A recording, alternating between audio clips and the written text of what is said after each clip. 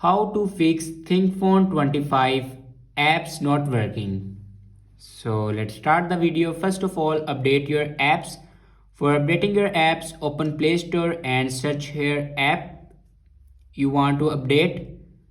The another way to update your app, then simply click on your account and then click on manage app and devices and then click on updates, and here you can update your apps. After that, open settings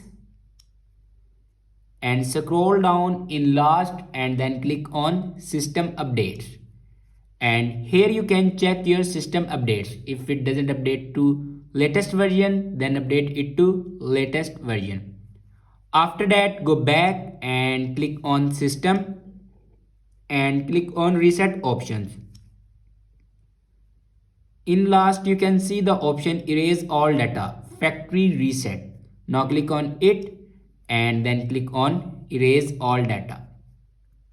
After that, your problem will be fixed. I hope this video is helpful for you. Thanks for watching.